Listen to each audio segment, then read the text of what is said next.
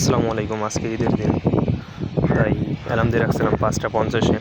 আমি যেহেতু ভাই প্রবাসী, আমাদের অ্যালার্মটা খুব আপন মনে হয়, কারণ এখানে মা নাই ডেকে দেওয়ার জন্য।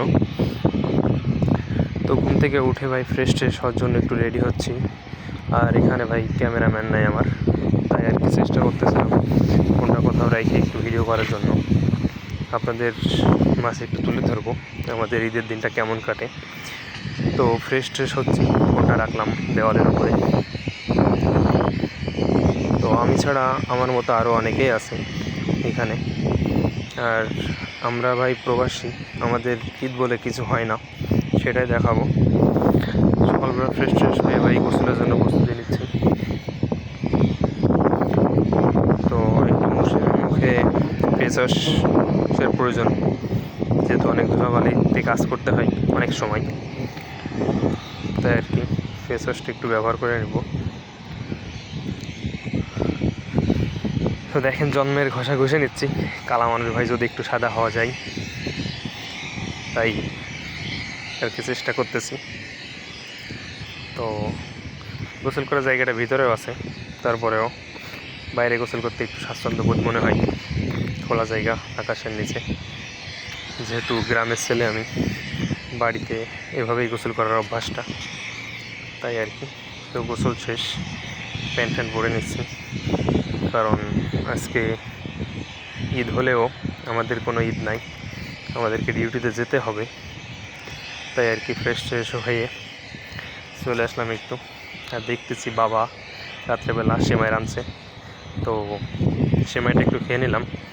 যেহেতু ঈদের দিন, ঈদের আনন্দটা না থাকলেও যে একটু সেমাই চিনি না হলে আসলে ঈদ হয় না, বা ঈদ মনেই হয় না, তার জন্য একটু সেমাই খেয়ে নিলাম। আর বাবা বললো অল্প কিছু টাকা নিয়ে যাও সঙ্গে, যদি সময় পাই তাহলে একটু দোকানে যাব, তাই আর কি।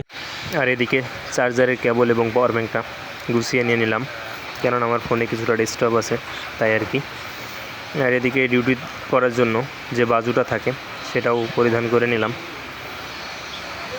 তাছাড়া রুমে রাখা ছিল একটা রেডবুল খাইলে ভাই অনেক কাজ করার পরে কিছুটা এনার্জি ফিল হয়, এজন্যই মূলত এটা একটু বেশি খাওয়া পড়ে। তো ভাই চলে আসলাম, বাসের অপেক্ষা করতেছিলাম, বাস চলে আসছে।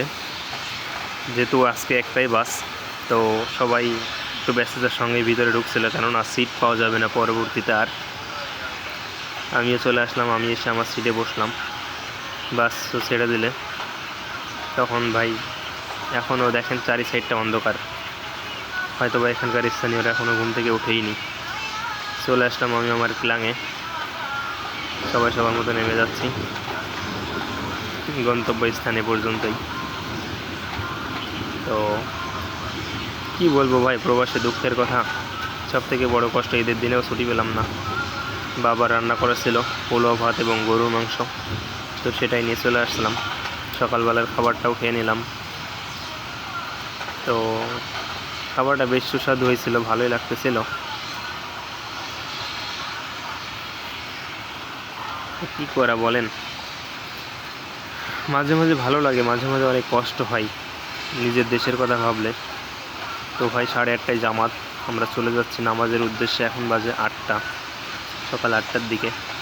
আমি এবং আমার সঙ্গে আরও আমার ক্লাঙের লোক ছিল, যারা আমাদের সঙ্গেই কাজ করে। আর এদিকে দেখেন ভাই, পরিত্যক্ত একটা ঘরে আমরা মসজিদের মতো করে নিয়েছি, সবাই এখানেই নামাজ পড়ি। তো আজকে এ পর্যন্তই, ভালো থাকবেন, আসসালামু আলাইকুম। ঈদের নামাজ শেষ, আবার চলে যাব আমরা আমাদের কাজের উদ্দেশ্যে। এটাই ছিল আমার আজকে ঈদের দিন।